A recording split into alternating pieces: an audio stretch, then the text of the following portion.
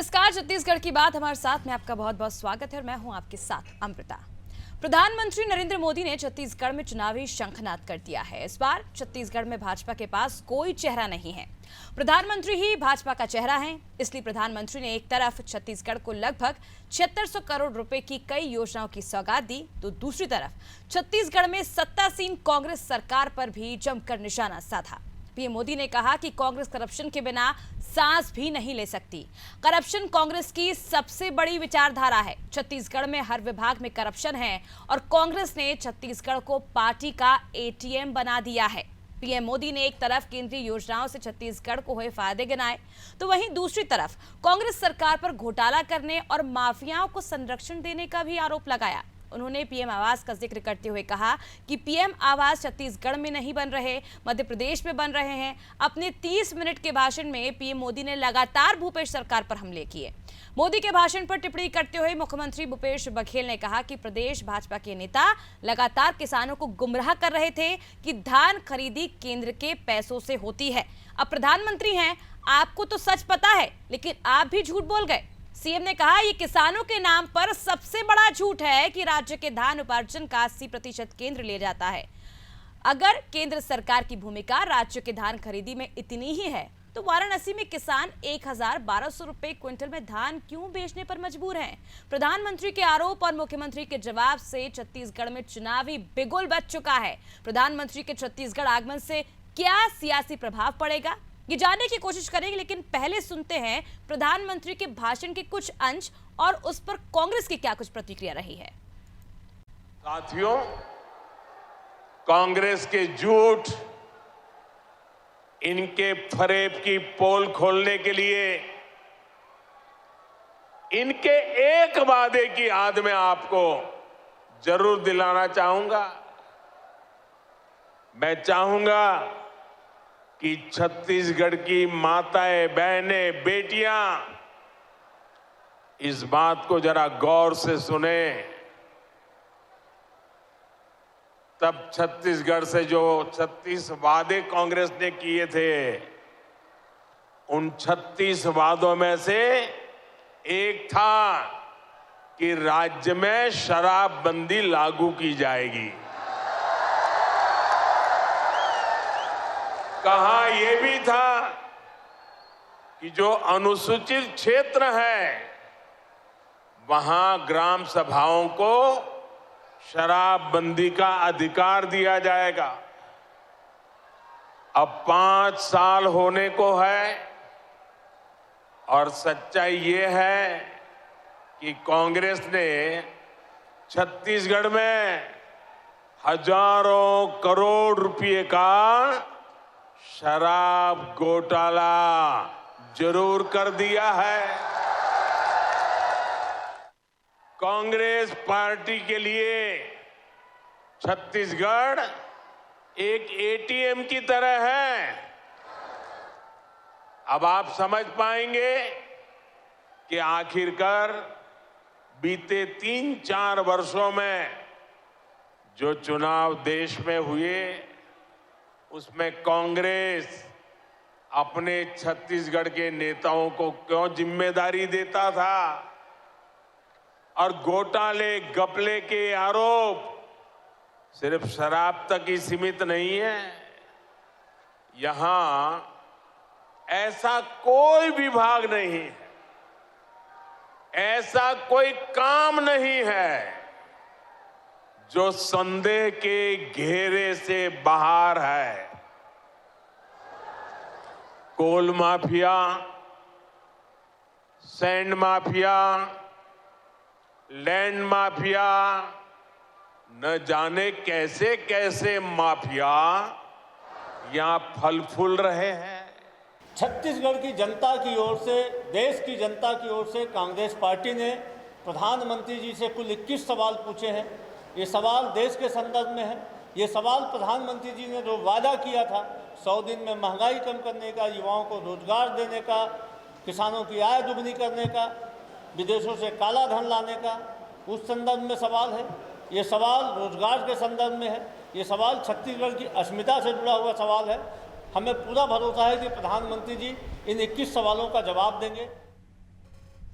तो पीएम मोदी का दौरा कई मायने में काफी महत्वपूर्ण भी माना जा रहा है और इसके साथ ही अब छत्तीसगढ़ में सियासत भी देखने को मिल रही है। जिस तरह से पीएम मोदी ने आधे घंटे के भाषण में तमाम आरोप राज्य सरकार पर लगाए हैं, उसके बाद सीएम बघेल ने भी निशाना साधा है, उसका जवाब दिया है। उन्होंने कहा है कि पीएम मोदी को कम से कम छत्तीसगढ़ में आकर झूठ नहीं बोलना चाहिए था। उन्हें जो रिपोर्ट पेश की जाती है छत्तीसगढ़ बीजेपी की ओर से, वो गलत पेश की जाती है। उन्होंने सिर्फ देखी और पढ़ा और वो भाषण देके चल दिए, सच्चाई जानने का प्रयास भी नहीं किया। हालांकि जो सच्चाई वो खुद जानते थे, उन्होंने छत्तीसगढ़ में आकर जनता को गुमराह किया है। चलिए आज पूरा इसी चर्चा पर, हम इसी मुद्दे पर बातचीत करेंगे और चर्चा के लिए हमारे साथ जुड़ चुके हैं नागेंद्र वर्मा जी, वरिष्ठ पत्रकार, नागेंद्र वर्मा जी कांग्रेस से, एतराम साहू जी बीजेपी से और अमित शर्मा जी कांग्रेस वरिष्ठ पत्रकार हमारे साथ जुड़ चुके हैं। आप तीनों का बहुत बहुत स्वागत है अनादि टीवी में। सबसे पहले अमित जी मैं आपके पास आना चाहूंगी, नागेंद्र जी मैं आपके पास आना चाहूंगी, माफी चाहती हूँ नामों में थोड़ी गलतफहमी हो गई है। नागेंद्र जी मैं आपके पास आना चाहूंगी, जिस तरह से पीएम मोदी का जो आधे घंटे का भाषण हमने सुना, उन्होंने आधे घंटे में सिर्फ कांग्रेस पर आरोप लगाए।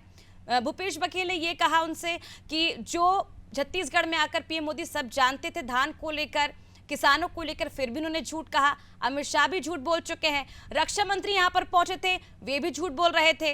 आखिर सब चल क्या रहा है? सिर्फ चुनाव के लिए, सत्ता के लिए, क्या सिर्फ जनता को गुमराह करने के लिए ही भाषण दिया गया? देखिए, जैसे ही चुनाव का आगाज होता है, एक शुरुआत होने जा रही है, जनता अब बड़े राजनेताओं से मिलने जा रही है एक के बाद एक, और इस तरीके की जो जुमलेबाजी भी है, बहुत सारे बयान हैं, बहुत सारे आरोप प्रत्यारोप हैं, अब इससे दो चार जनता को होते ही रहना है। और मुझे लगता है कि प्रधानमंत्री मोदी जी ने इस दौरे में एक तरीके से जहां चुनावी शंखनाद फूंक दिया, वहीं उन्होंने राज्य सरकार को भ्रष्टाचार और इस तरीके के बहुत सारे मुद्दे पे घेरने का एक तरीके से पूरा प्रयास किया है। बहुत सारी कमियां दिखाई है। उन्होंने पिछले चुनाव में आम जनता से कांग्रेस ने जो वायदे किए थे उसको पूरा नहीं करने को लेकर भी आड़े हाथ लिया है।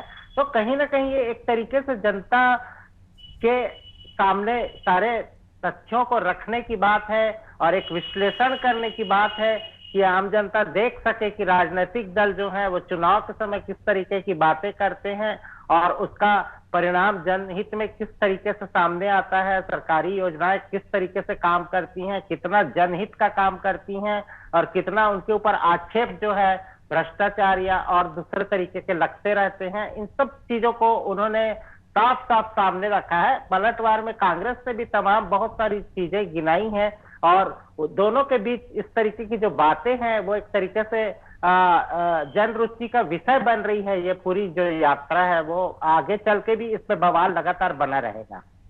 बिल्कुल।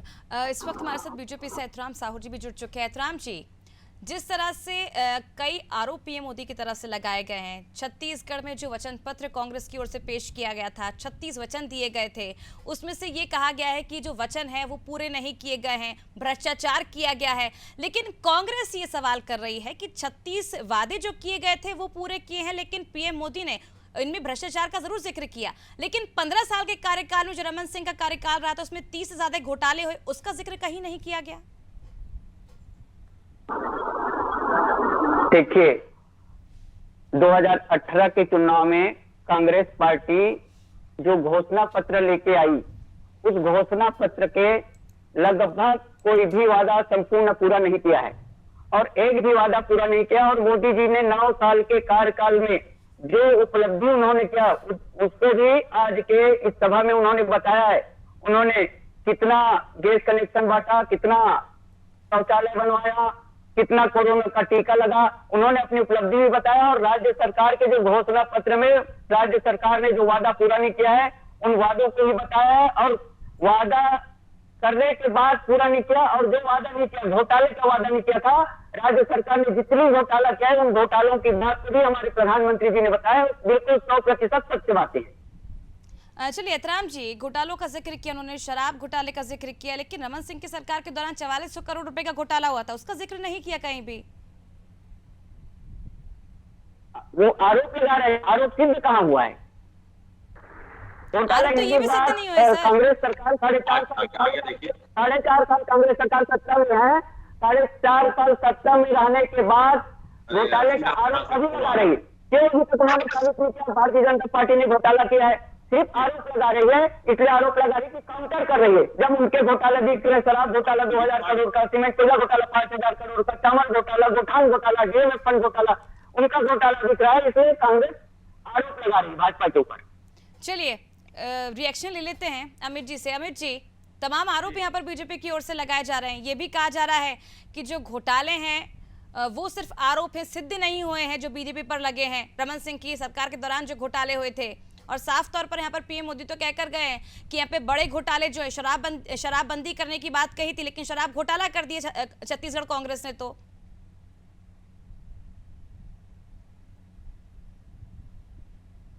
चलिए, फिलहाल हमारे साथ अमित जी नहीं जुड़ पा रहे हैं।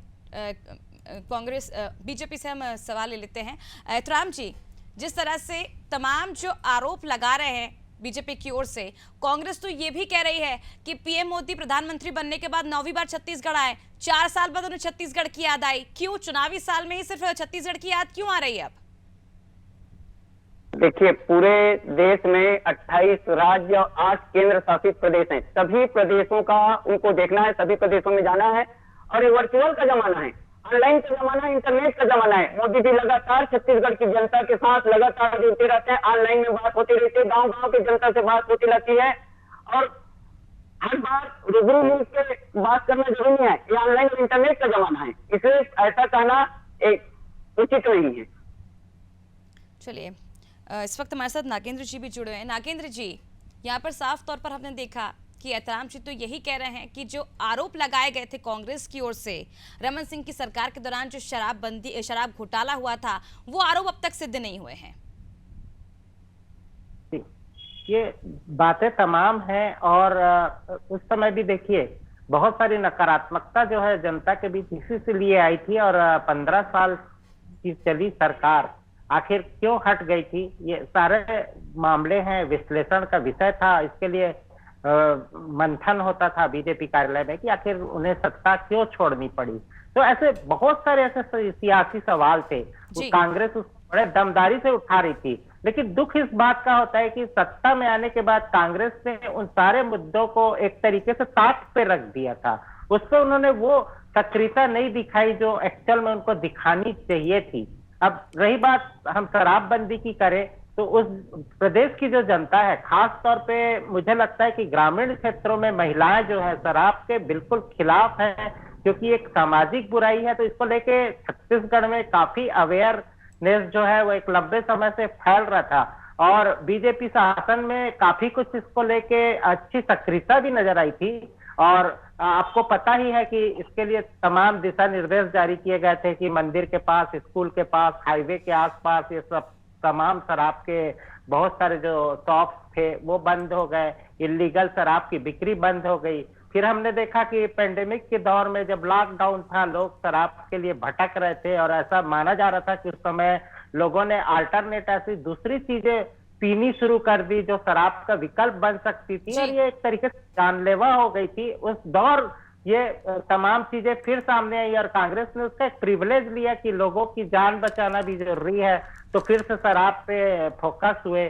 और पेंडेमिक के बाद मुझे लगता है कि काफी सारी अर्थव्यवस्था काफी गड़बड़ाई थी, और ये मुझे लगता है कि ये जो मुद्दा है शराब का सबसे महत्वपूर्ण है, और कांग्रेस इस पे जवाब तो जनता इनसे चाहेगी ही। बिल्कुल। अमित जी, शराबबंदी को लेकर, शराब घोटाले को लेकर तमाम सवाल भी पीएम मोदी ने किए, उसके बाद कई तरह के आरोप भी लगाए। ये भी पीएम मोदी ने कहा कि करप्शन के बिना कांग्रेस सांस नहीं ले सकती है।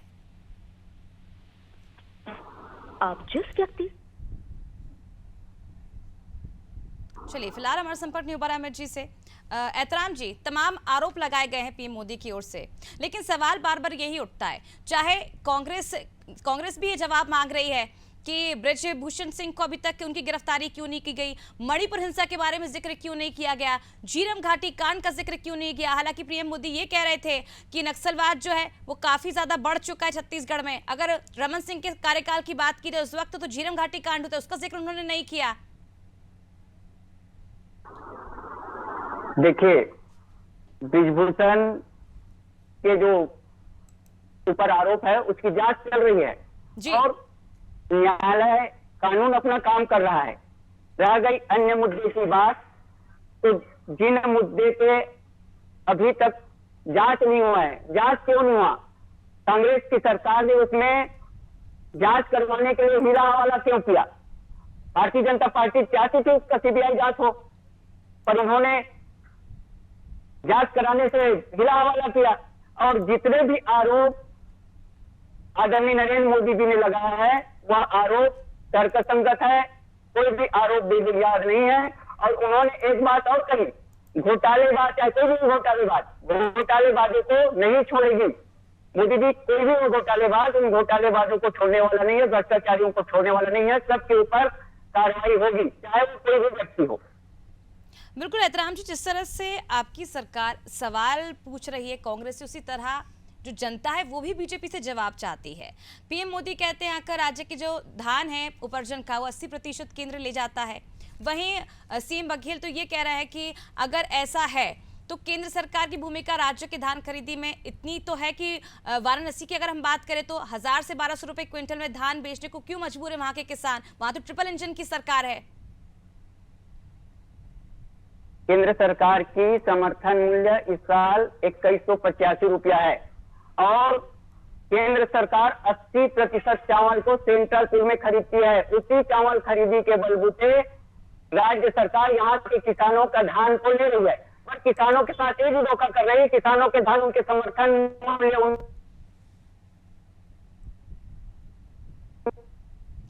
25 रुपया देंगे, समर्थन मूल्य 25 रुपया नहीं दे रहे हैं। किसानों को धान के जो समर्थन मूल्य है उसी को देकर बाकी पैसे को पार्ट भी दिया जा रहा है। किसान हिसाब नहीं करते। किसान जिस दिन हिसाब करना शुरू कर देंगे उस दिन किसान खेती किसानी करना छोड़ देंगे। तो हिसाब नहीं करते, जब आखिरी में हिसाब करते हैं तो 35, 40, 50 रुपया हर साल राज्य सरकार उनको कम पैसा दे रही है, वो भी 4 पार्ट में पैसा दे रही है। उन्होंने अपने घोषणा पत्र में कहा तो 2500 रुपये में धान खरीदी करेंगे और 2018 के चुनाव के बाद 2019 के धान खरीदी में उन्होंने 2500 रुपया सभी किसानों को पैसा दिया। उसके बाद 2019 के बाद एक भी खरीदी में उन्होंने 2500 रुपया की राशि नहीं दी। पार्ट में किसानों को पैसा दे रहे हैं। उनके पूरा घोषणा पत्र एहतराम जी 4.5 साल में जो भी घोटाले हुए, जो भी भ्रष्टाचार हुए, उसके बारे में तो जिक्र किया प्रधानमंत्री मोदी जी ने, लेकिन 15 साल में रमन सिंह की सरकार में जितने घोटाले उसका जिक्र उन्होंने नहीं किया। उसके बारे में कोई बातचीत नहीं की, मणिपुर हिंसा के बारे में बातचीत नहीं की, महंगाई के बारे में बातचीत नहीं की। महंगाई इस स्तर पे कोरोना काल के बाद जो विश्व में महंगाई आई है उससे तो भारत में महंगाई कम है। विश्व में जो कोरोना काल के बाद जो तबाही आई है, अपना हिंदुस्तान का जीडीपी दर नियंत्रित है। हिंदुस्तान का जो विदेशी मुद्रा है वो दोगुना से ज्यादा हुआ है। कोरोना काल में कई देश तबाह हो गया, कम से कम हिंदुस्तान तो सब चीज को नियंत्रित करके रखा है। महंगाई विश्व स्तर पर बढ़ा है, खाली भारत में महंगाई नहीं बढ़ा है। लेकिन एहतराम जी, लगातार कांग्रेस तो यही कह रही है कि भाजपा के जो नेता हैं वो लगातार गुमराह कर रहे हैं छत्तीसगढ़ की जनता को, और अब पीएम मोदी ने भी आकर यहाँ पर जनता को कहीं ना कहीं गुमराह किया है। गुमराह नहीं कर रहे हैं, सच्चाई बता रहे हैं। जो सच्चाई है, जो हकीकत है वो बता रहे हैं। जो इन्होंने घोषणा किया, घोषणा पत्र जनता के अदालत में जाकर इन्होंने जो वादा किया है वो पूरा करें। जो वादा पूरा, जो बातें उन्होंने नहीं करी उसके लिए जनता नहीं बोल रही, भारतीय जनता पार्टी नहीं बोल रही, उसके लिए जनता नहीं बोल रही। भारतीय जनता पार्टी के वादे हैं, ये जनता जनार्दन के आजाद, हर जनता इस बात का हिसाब ले रहे हैं कि आपने घोषणा पत्र में इतने वादे किए थे, आपके वादे पूरे नहीं हुए। किसानों की कर्ज माफी की बात करके नागेंद्र जी से भी सवाल कर लेते हैं। नागेंद्र जी, जिस तरह से अब सारी बातें सुन रहे हैं, एहतराम जी जो साफ आरोप लगा रहे हैं, डिफेंड कर रहे हैं बीजेपी को, आपको क्या लगता है? आजकल जो जनता है वो काफी स्मार्ट है, जनता है सब जानती है। ऐसे में जो आरोप है, सवाल कांग्रेस से किए जा रहे हैं, लेकिन कहीं ना कहीं जो जवाब है वो बीजेपी से भी जनता चाहती है। बिल्कुल, ये अब आपने बिल्कुल सही चीज कही। आज की जनता जो है बौद्धिक विचार को समझती है, एक विश्लेषण की क्षमता रखती है, अपने वोट की कीमत समझती है। तो मुझे लगता है कि वो पूरे अधिकार से हर चीज को जानना चाहती है, समझना चाहती है। लोगों की जो बयानबाजी है, पहले तो लोग बड़ी बड़ी बातें कर जाते थे, वोट ले जाते थे, लेकिन अब जनता उसको पैमाने पे रखती है। जो बात कही गई है वो कितनी खरी है और कितनी खोटी है, ये समझ लोगों के अंदर आ चुका है। चलिए ये नागेंद्र जी, आपके लगातार पास मैं वापस लौटूंगी। इस वक्त हमारे साथ कांग्रेस प्रवक्ता अंशुल मिश्रा जी जुड़ चुके हैं। अंशुल जी, तमाम आरोप यहाँ पर बीजेपी की ओर से लगाए गए। प्रधानमंत्री मोदी जी यहाँ पर आए थे, उन्होंने कहा था कि 36 वचन का जो वादा किया था जनता से, वो वादे अब तक पूरे नहीं हुए हैं। लेकिन 30 से ज्यादा जो घोटाले रमन सिंह की सरकार के दौरान हुए, उसका जिक्र नहीं किया। मणिपुर हिंसा के बारे में बातचीत नहीं की गई, भ्रष्टाचार के बारे में बातचीत नहीं की गई। मोदी जी ने मिली-जुली बातें कही। मोदी जी ने एक बहुत अच्छी बात कही। मोदी जी हमारे भी देश के प्रधानमंत्री हैं, मेरे भी प्रधानमंत्री हैं। बीजेपी के नेता आरोप लगाते थे कि आयुष्मान का काम जो है वो छत्तीसगढ़ में उम्दा तरीके से नहीं हुआ। इसके उलट आदरणीय देश के प्रधानमंत्री ने यह कहा कि सबसे ज्यादा अगर काम हुआ है आयुष्मान कार्ड का तो मेरे छत्तीसगढ़ में हुआ। वह बात अलग है कि 1500 करोड़ का बजट था, जिसमें से मात्र 300 करोड़ रुपए नरेंद्र मोदी जी ने भेजे। रिमेनिंग पैसा जो है वो छत्तीसगढ़ मतारी ने खुद ने लगाया, वह बात अलग है। तो मोदी जी ने सबसे पहले तो बीजेपी के कार्यकर्ताओं और क्षेत्रीय नेताओं को आईना दिखा दिया कि साहब आप लोग झूठ बोलते आ रहे थे पिछले 4.5 वर्षों से। और मोदी जी ने बैठे बैठे खड़े होते होते एक बहुत बड़ा झूठ बोल दिया। मैं जिम्मेदारी पूर्वक बोल रहा हूँ अनादि न्यूज के माध्यम से। और उस दिन जब हम घोषणा पत्र कर रहे थे तब अनादि न्यूज भी वहां पर हुआ था। हमने गंगा जल को लेकर किसी भी प्रकार की कसम नहीं खाई थी। जो गंगा जल को लेकर हमने कसम खाई थी वह 10 बिल्कुल घंटे अंशु के जी, भीतर ये बात हमने आप उसको पहले पूर्ण भी कर कह दिया चुके हैं, था। हम कई बार इस मुद्दे पर चर्चा कर चुके हैं, गंगा जल को लेकर जो कसम खाई गई थी घोषणा पत्र लागू करने से पहले। लेकिन अब यही बात पीएम मोदी भी कहकर गए, तो कहीं ना कहीं इसका प्रभाव जनता पर पड़ता है। नहीं, आप शायद इस चीजों को समझी नहीं। जिस चीज को लेकर हमने गंगा जल की कसम खाई थी वह कार्य हमने 10 घंटे के 10 दिन के लिए हमने कसम खाई थी, लेकिन हमने 2 घंटे के भीतर पहली कैबिनेट की बैठक में उसको पूर्ण कर दिया था।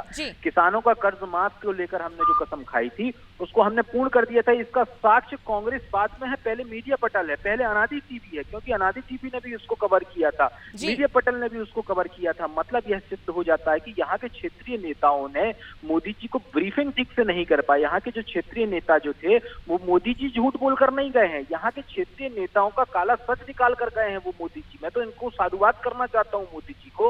एतराम जी, आपकी पार्टी के नेता पीएम मोदी को ही गुमराह कर रहे हैं। अब बिल्कुल गुमराह नहीं कर रहे हैं। पीएम मोदी जी को एक एक चीज मालूम है। 10 दिन में किसानों का कर्जा माफ करने की बात कही थी, 1000 दिन हो गया, आज भी प्राइवेट बैंकों के किसानों का केसीसी का कर्जा क्यों माफ नहीं हुआ है?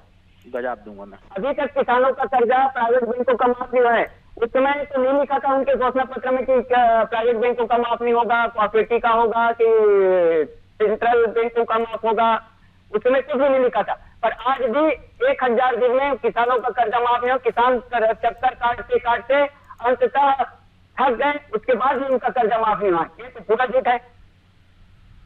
चलिए, आप तीनों का बहुत बहुत शुक्रिया हमसे जुड़ने के लिए, तमाम जानकारी देने के लिए, हमसे बातचीत करने के लिए। तो देखिए किस तरह से यहाँ पर पीएम मोदी के 30 मिनट के भाषण में उन्होंने जमकर कांग्रेस पर निशाना साधा। करप्शन को लेकर भी उन्होंने कहा कि कांग्रेस जो है करप्शन के बिना सांस भी नहीं ले सकती है। करप्शन कांग्रेस की सबसे बड़ी विचारधारा है। छत्तीसगढ़ में हर विभाग में करप्शन है और कांग्रेस में छत्तीसगढ़ को पार्टी का एटीएम बना दिया है। इसके साथ ही अब इसका पलटवार जो है वो कांग्रेस ने भी किया है। कांग्रेस का ये कहना है कि कहीं ना कहीं जो नेता हैं बीजेपी के छत्तीसगढ़ में, उन्होंने गलत जानकारी पीएम मोदी तक पहुंचाई है और जिसके चलते अब पीएम मोदी ने जो भाषण दिया है वो काले चिट्ठे जो हैं बीजेपी के नेताओं के खोल दिए गए हैं। अब देखना होगा इस बार पीएम मोदी के दौरे के बाद, इस भाषण के बाद जो राजनीति है छत्तीसगढ़ में लगातार काफी गर्माई हुई है और इसका असर जो है आने वाले चुनावों पर कितना पड़ता है ये देखना दिलचस्प होगा। फिलहाल मिसेस खास पेशकश में इतना ही। मुझे दीजिए इजाजत और आप देखते रहिए अनादि टीवी। नमस्कार।